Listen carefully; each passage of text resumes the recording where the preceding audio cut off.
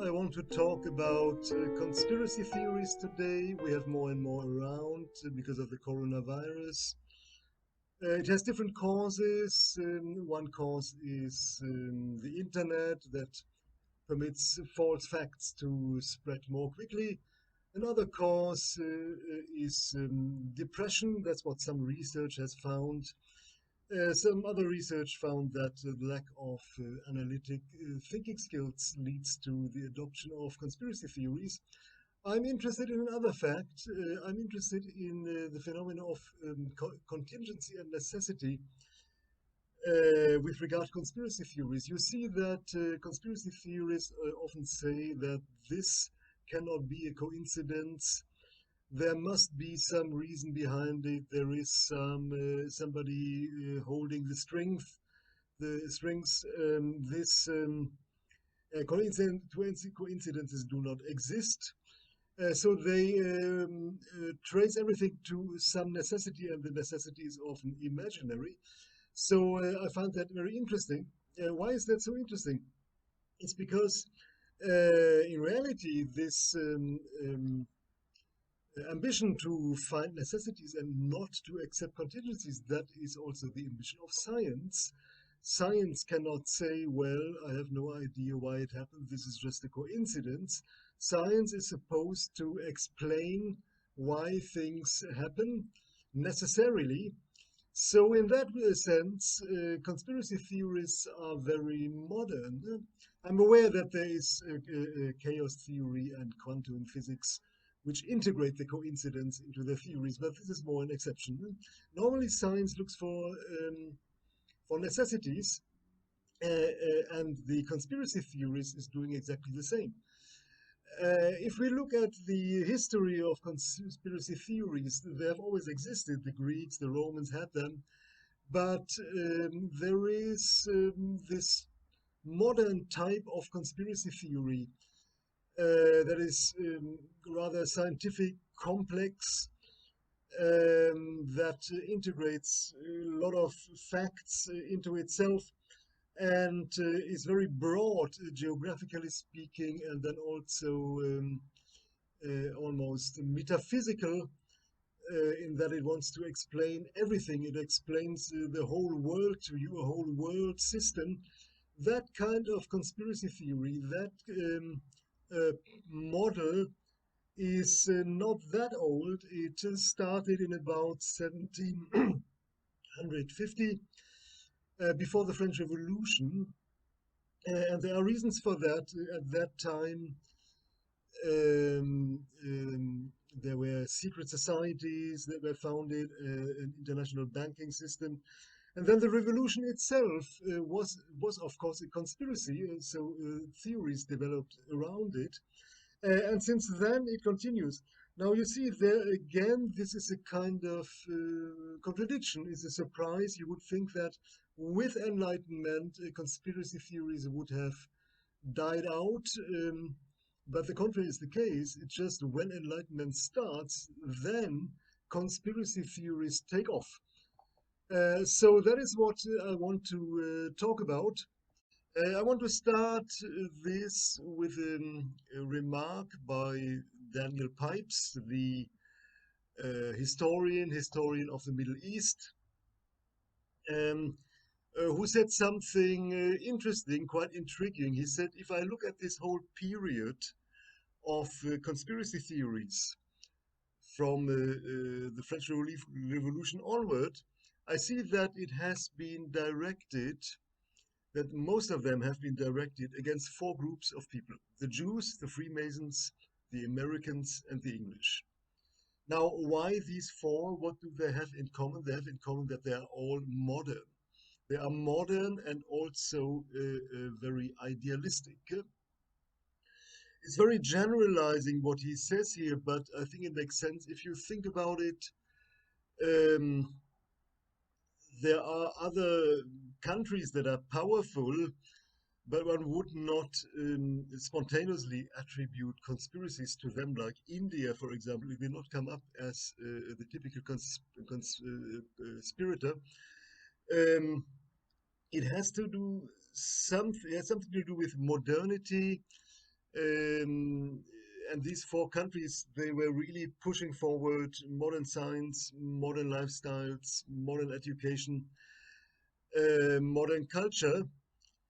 Even the French, who are very similar to the English in many ways, they wouldn't make it into that conspiracist league. The French, they would have to team up with the Israelis, or you would say the French are behind it because there are too many Jews in France, too many Freemasons in France. That's how it always worked. So it's very interesting. Um, Now, one could conclude from there that conspiracy theorists are against modernity, that they want to leave modernity, but that would be a mistake.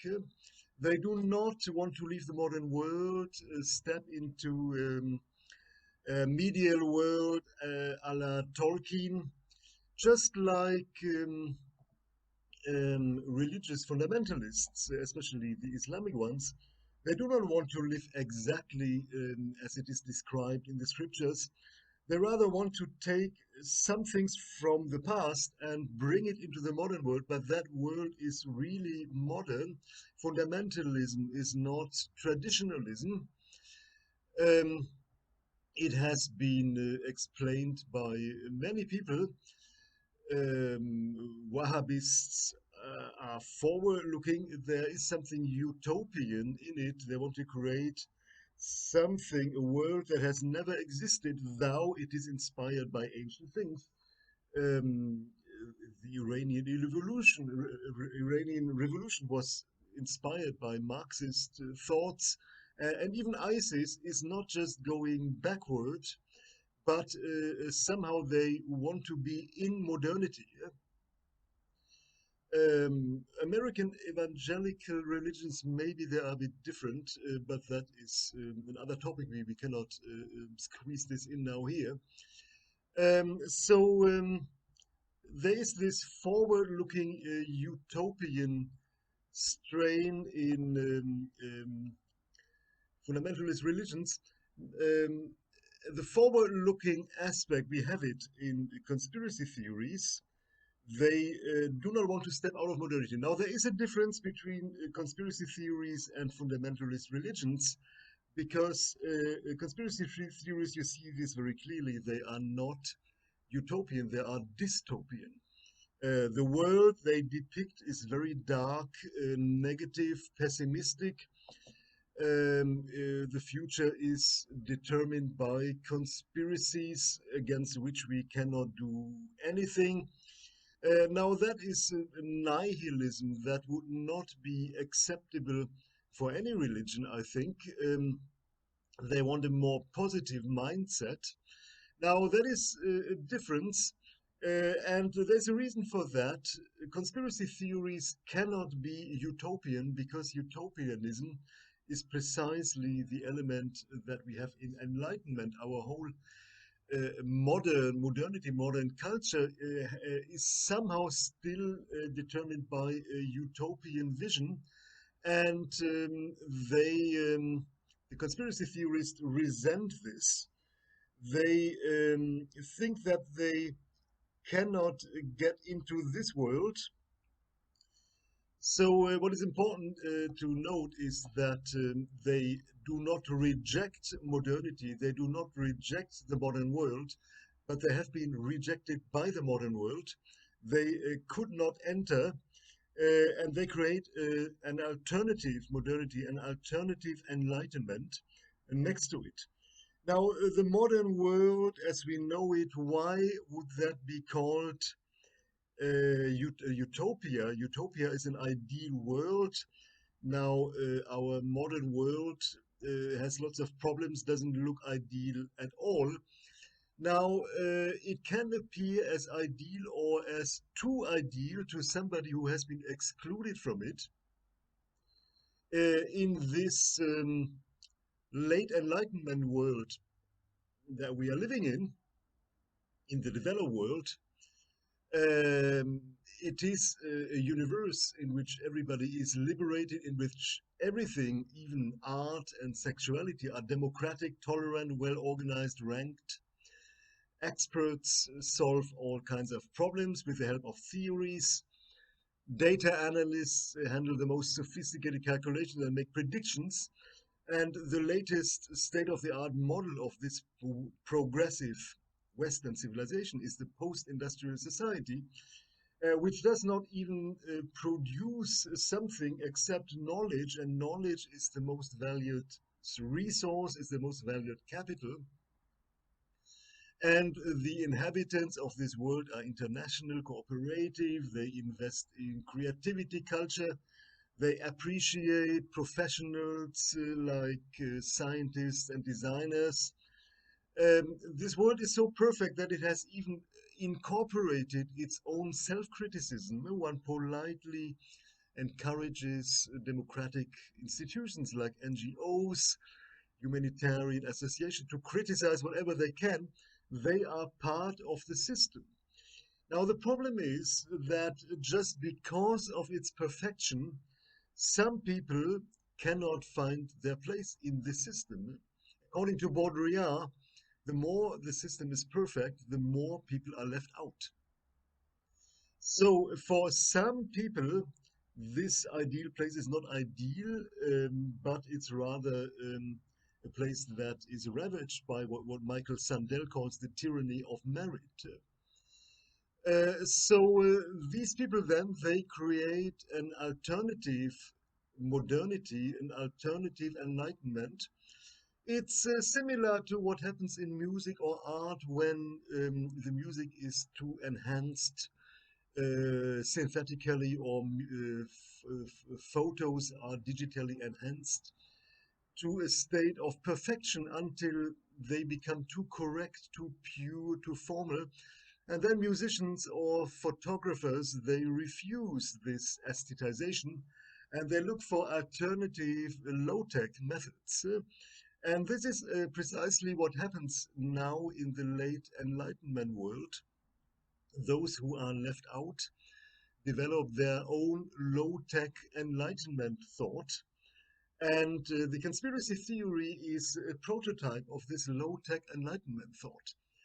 It becomes the option of alt-modernists, as I want to call them, and we can find all sorts of people in there. It can be Islamic terrorists, Brexiters, or flat earthers.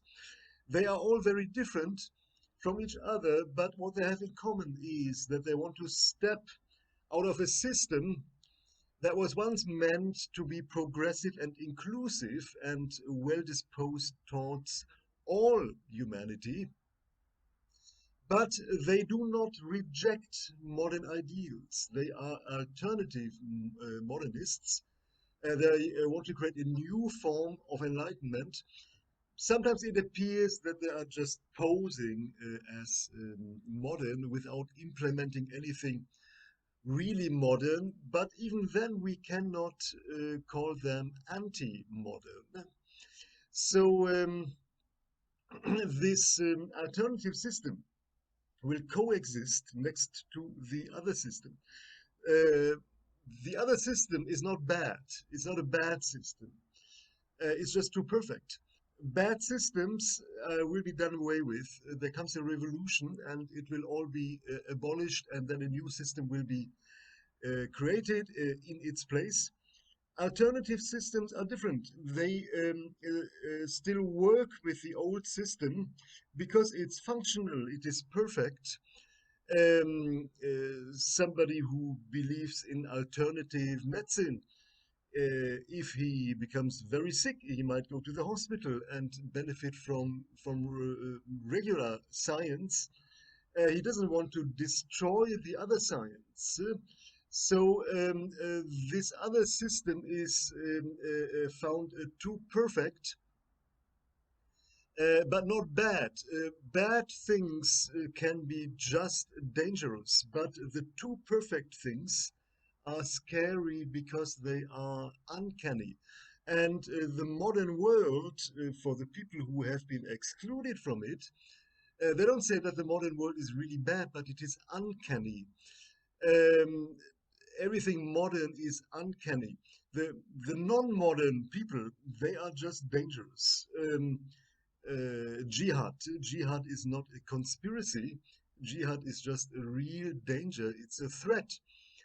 The non-modern people, they come running into your country with spears, but the modern people, they invade your country without you even noticing it. And that is scary, that because there is a potential danger continuously. We don't know where they are, we don't know what they are. And this is uncanny. And of course, it gives rise to conspiracy theories. So, this conspiracy theory is a sort of country that receives refugees from the world of modernity. They want to move from one modernity into another one, but unlike the classic utopians, they do not spell out their vision in positive terms, but rather negatively as a dystopian world that is determined by conspiracies. Conspiracy theories perceive the existing modernity with the science, the meritocracy, the liberal democracy, the correctness, and everything else as a well-oiled machine with that is determined by evil necessities. Now, I insist here on the word necessities because that's my starting point. These necessities, the problem is not that they are evil, but that they are presented as necessities, as something that supports a perfect system, a system that is that's running very smoothly and imperceptibly, and this is uncanny. Um, let's come back to this problem that the Enlightenment might have produced or helped to produce conspiracy theories. That is a little counterintuitive. Why would the Enlightenment produce stupidity? But well, it's perfectly logical. First, it has to do with what I just said, that people, as soon as a system becomes too perfect, then people drop out and create an alternative system, and that system might be the conspiracy theory.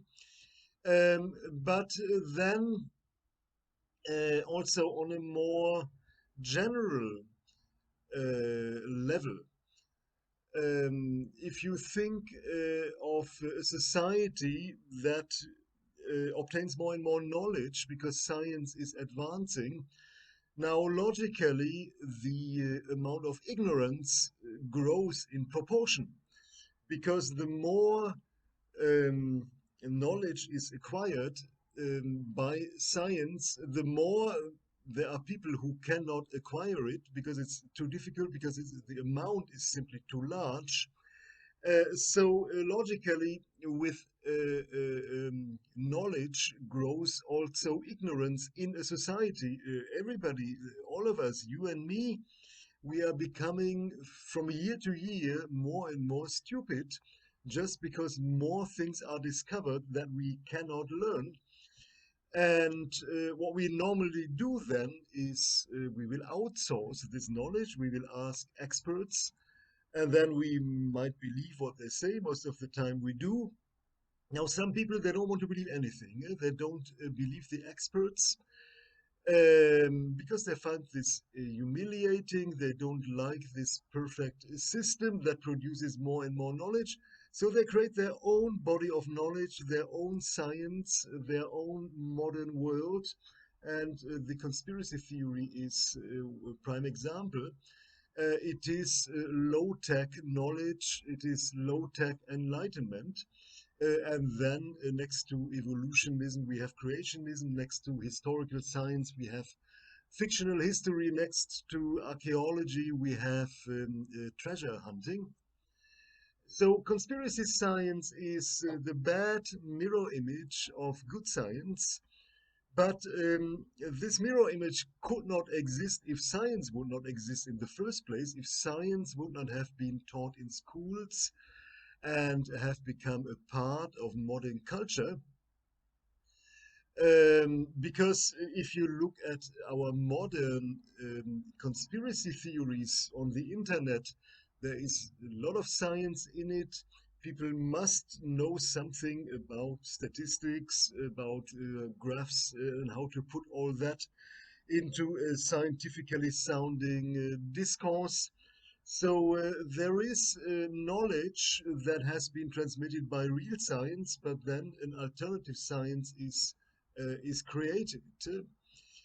Um, so this pattern, once again, that um,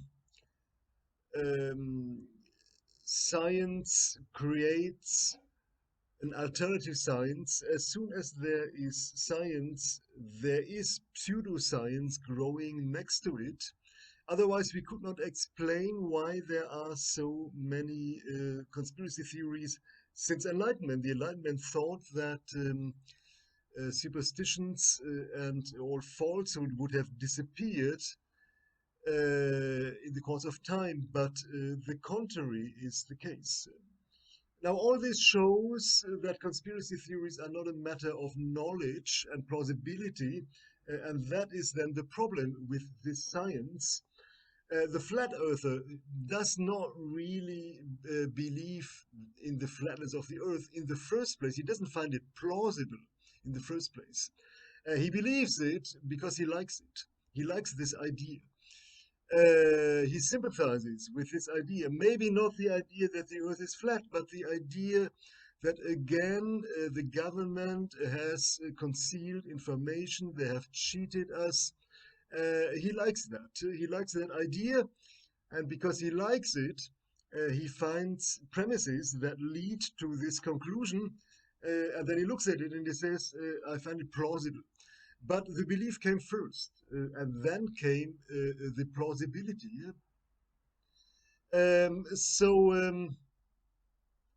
This alternative science has flaws, but still it is meant to be scientific. So whenever there is enlightenment, there is alt enlightenment. We can see that everywhere in society, whenever something is suppressed in a too perfect fashion, then there will be an underground culture. If in a society everything is forbidden, no music, no dancing, then it moves elsewhere. It will be unseen and will be practiced there. This has always been known to authorities. The Catholics, they permitted carnival, which is debauchery for 3 days. Almost everything is permitted, but then during these 3 days, it can somehow be controlled. So instead of oppressing everything, in some countries, drugs and prostitution are legal. The idea is because otherwise it moves to the underground and gets out of hand. The conspiracy theory is one of these underground subcultures, and liberal governments are still quite tolerant towards it. It is not banned on the internet, so they follow also this principle by not banning it. If it would be completely banned, maybe it would backfire. It would become worse. Another reason for the push towards pseudoscience is the over scientification of the life world during the last decades. Daily matters like eating, working, exercising are increasingly supported by chemistry, psychology, statistics, algorithms, rankings. Daily matters that we used to do very well on our own are now outsourced to dietitians, lifestyle workers, personal trainers, home designers, and life coaches. There is a baby manager app that transforms the lives of babies into graphs. There is the feeding time curve, the crying time curve, the sleeping time curve. It can create some anxiety among parents. Now, why is one doing this? The reason is that one wants to create a perfect world. Now then, some people will step out of this expert world of necessities, and they look for their own scientific necessities, which are unfortunately not necessary because the epistemology doesn't work properly, as I just explained with regard to the flat earthers. Now, I want to conclude this by coming back to this contingency problem. You see that both science and the conspiracy theories, they refuse contingency in education, with dealing with newborn babies. There are also contingencies that are coming in, but all this is denied. Um, why does one not use contingency? Contingency is an element that can perturb systems, that can transform systems and make them look more dynamic, less static, less perfect. But as long as one looks for necessities only, one will always have perfect systems, and then conspiracy scientists, alternative scientists, they create an alternative system.